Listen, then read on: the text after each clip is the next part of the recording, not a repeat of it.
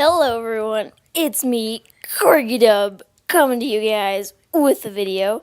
Today I'm going to be showing you guys how to make Perler bead earrings. First thing you're going to want to do is you're going to want to make your own patterns. I made two, just so I can have a pair of earrings. You're going to make them with your magical beads, like those ones. So you're going to want to put them on the board in the pattern that you would want them to be.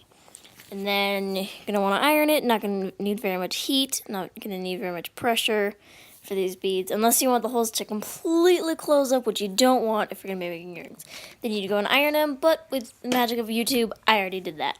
So then you're just going to want to get the jump rings that you want to use. I used a big one, a small one, a medium one, and a fish wire ear hook thing. I forgot what it was called. Then you get your pliers. It'd probably be easier if you had two, but I only have one. First thing you're going to want to do is the ring that you're going to put through the beads, you're going to want to open up. I just put my pliers in between them and pulled. Then you're going to choose the hole in the design that you want to put it through. I'm going to put it through that little hole there, and then you just feed it through. Then you're going to get the second ring that you want to put on, and then just put it right on the first ring. Then, with your pliers, you close it up. It was being a little bit difficult with me, but I did eventually get it on.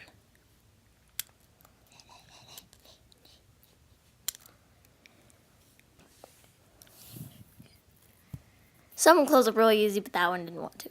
Then you get your third ring. Oops, dropped it. Then you get the third thing that you're going to put on, and you open that up too.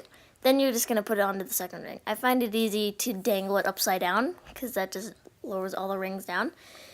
Then you get your wire, and you're going to put it on the ring. Usually I look to see which side looks better on the design, but for video purposes, I just put it on.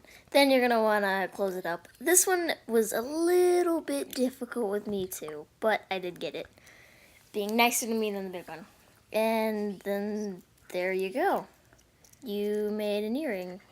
It takes 10 minutes if you're good at it.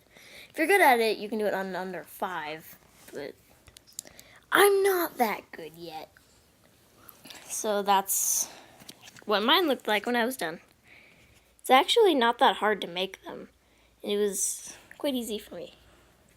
It didn't take me too long. It took me about 20 minutes because I had to film me putting it together too. And then that's what it would look like if you wore it.